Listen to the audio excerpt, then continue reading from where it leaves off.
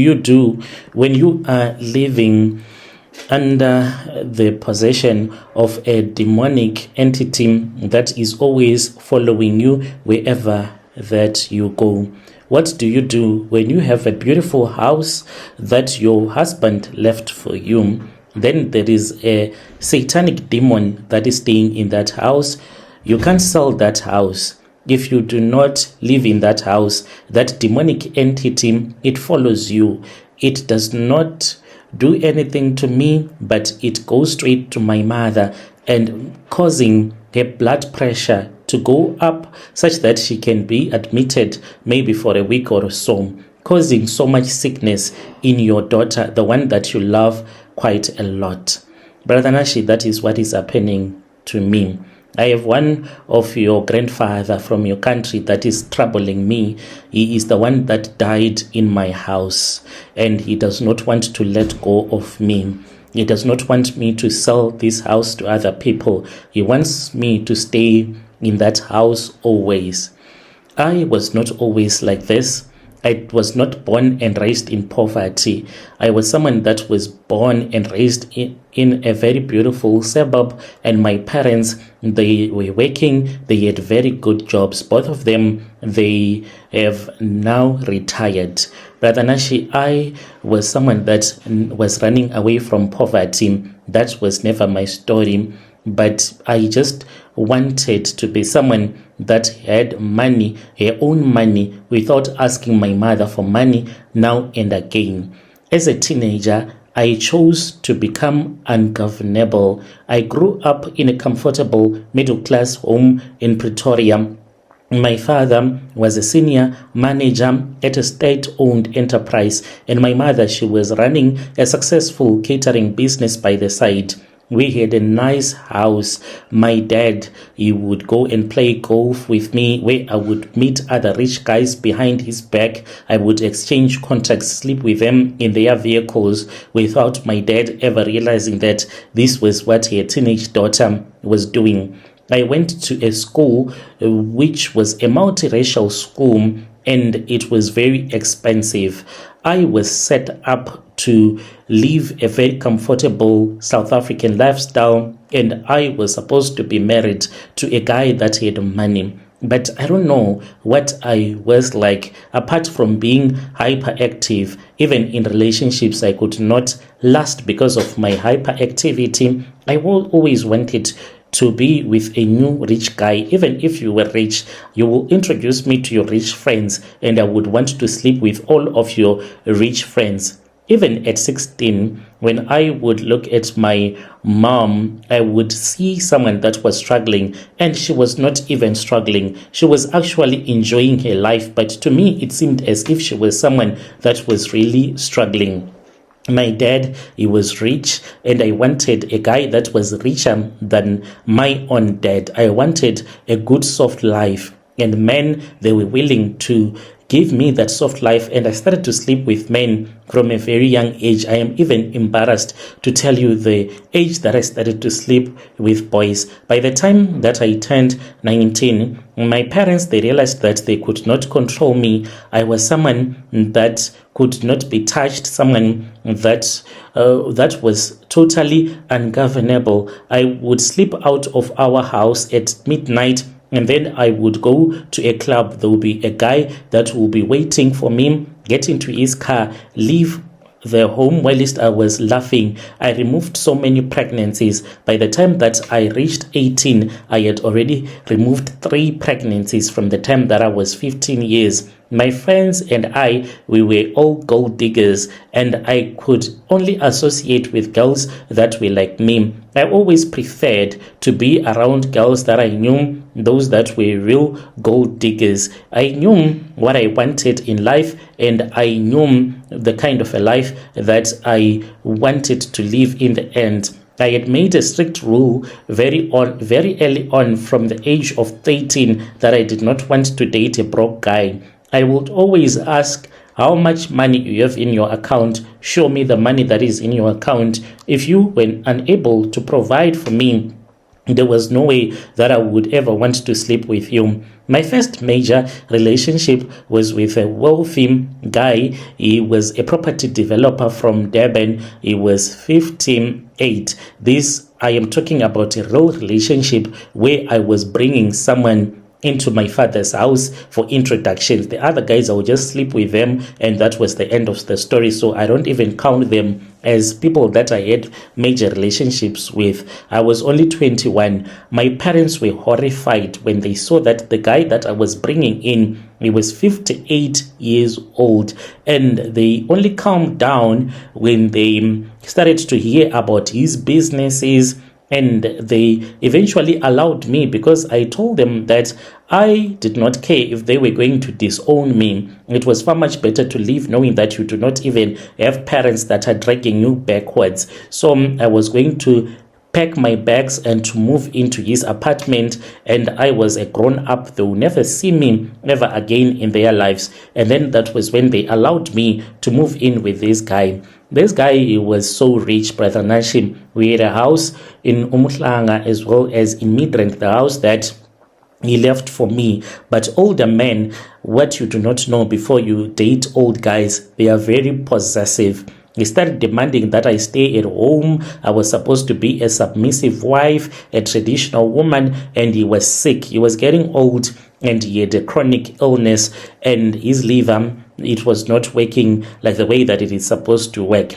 So I started to sleep around, and the more that I slept around, he was getting tired of the way that I was using and cheating on him. When he was about to divorce me, I don't know what happened to the guy. He just had a heart attack. I never had anything to do with the heart attack, maybe apart from the fact that I ended up sleeping with his son, and he found out that I had been sleeping without condom with his son. That is the end of my marriage. That is how he passed away. So I now had a house in Midrand that I did not know what to do with that house. So having a house, it's not all about having a house. You are supposed to have money to pay the bills on that house, because if you do not pay and you do not work, they are going to collect that house. By 26, I was unable to even maintain that property. The loan was overgrown. Everything was just falling to pieces. That was when I started to date rich guys. Some of them, I had known them through my late husband. They would come, I would sleep with them in that same bedroom that I used to sleep with my own baby daddy. And then that was when I started to sell my body, but not like selling my body for your 50 rand, no, to guys that can pay you 10k per night. And some of these guys, they will say that they want to go with you on a vacation. They will be having their wives with them, but then they book you at the same hotel where she will be staying and he will be staying with the family. And here and there you can meet up, you can do things to him that he claims that the wife will never be able to do for him. That was the kind of a life that I was living. So I was always going to different parties. I had a friend of mine. She was a Ghanaian. She was a university student, and she was a gold digger. We met, and when we met, we ended up having like a threesome, and we ended up sleeping with each other because we enjoyed each other. The things that happened to us when we were busy with our blesser that we met at a certain club. So we became so cool and we became so close to each other. So this girl, what she was like, what I did not know about this girl was that she was dating guys that were so old that were about to die, and she was using her experience working as a nurse, and she was sourcing these rich guys that are about to die, that just want to enjoy life for the final time, and then they give you money. That is when this Zimbabwean guy entered into my life. I used to go to that private clinic where my friend was working, and he had once slept with my Ghanaian friend, and because he was quite old, my friend was like, this one I can't, I don't want him anymore, he's too old. How about you try if you think that you have the stomach for an old man? So I started to date this 78 26-year-old Zimbabwean guy. He had a house in Senton as well as in Limpopo. He was someone that was a chairman of a very big company in Mpumalanga. So this guy, he was so rich and he was still able-bodied. This old man, it was just that he loved women too much, but he was too old to be around young women. On the day when he passed away, he came to my Midrand house. It was late in the evening. He looked really exhausted. He told me that his driver and bodyguard, he had given them instructions to go and sleep at a hotel which was nearby, just in case if anything was going to happen to him.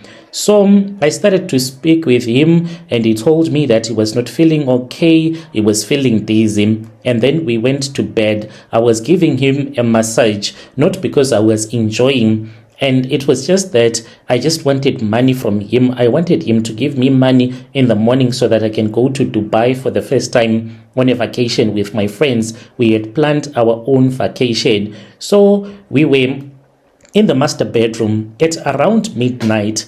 That was when he started to wake me up. He was punching me on the back. So I woke up. When I woke up, he was unable to breathe properly. His mouth, it was open. It was scary. People, they do not know that this is what happens to someone that is dying. Because when you are about to die, your muscles, they relax. Guys, the thing that I saw being done by this guy from Zim, it terrifies me to this very day. I'm still traumatized. I will never forget about it. His eyes were wide open. He was not blinking. He was not doing anything. His mouth was just open. There was a sound that his throat was making and he was shaking on the bed. And then I saw saliva that was just coming out, like a lot of saliva that was just coming out. And I tried to wake him up. What's up? What's up? Wake up, wake up, wake up. What I did not know was that this man, he was already dying. He had his eyes open up. Then his left eye was the only one that was left remaining wide open. But the right eye, it was totally closed. Then I screamed. I knew that this guy is dead because he was no longer moving. I was confused. I did not know what to do. I was screaming. I was thinking of stealing his phone so that I can transfer his money. I took it quickly and then I took his hand and I quickly opened up his bank app.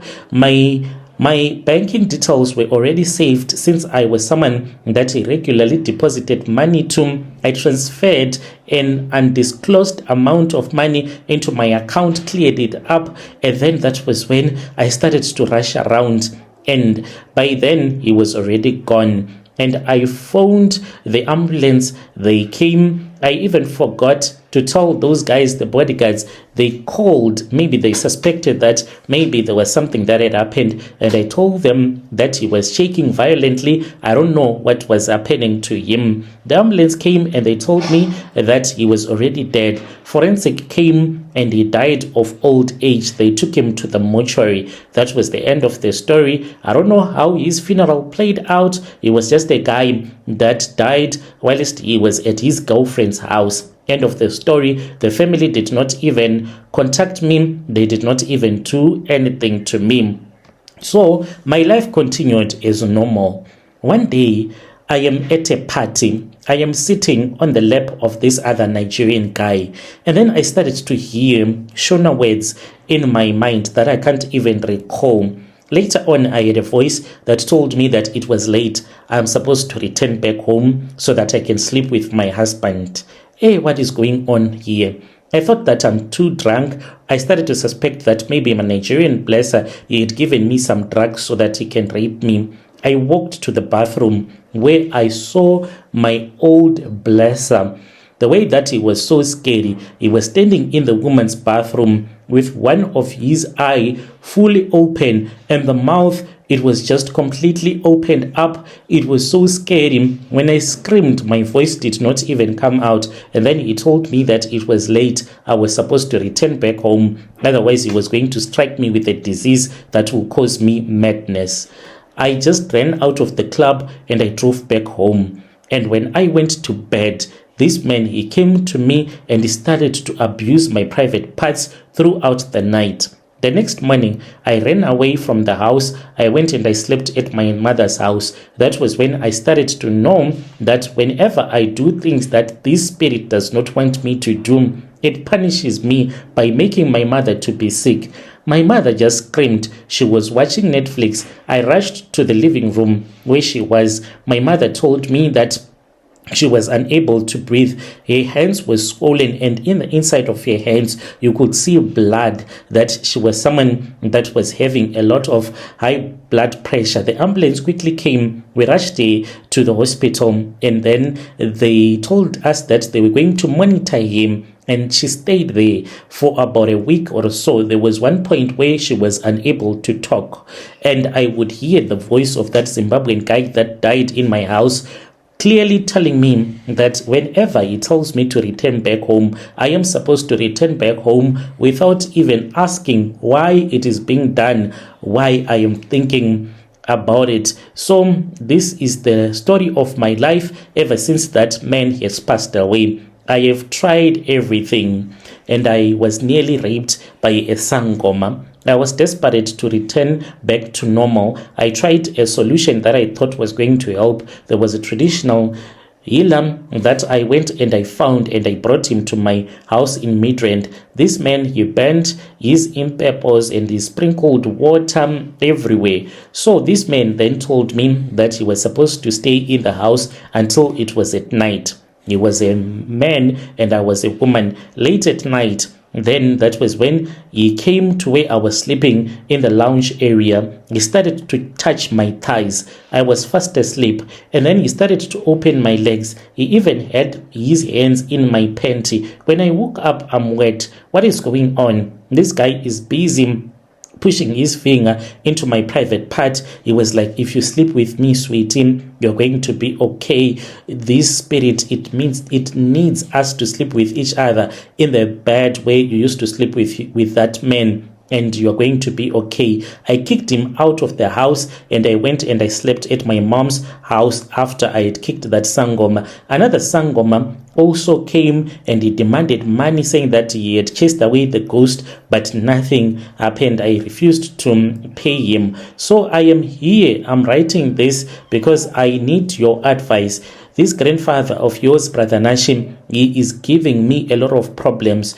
I don't know from your village if you know any sangoma, or if there is any way that you know which people used to chase away the spirits of a person that you used to date and he died whilst he was with you. If you know of any sangoma that can assist me, I would be grateful if you can tell me in the comment section.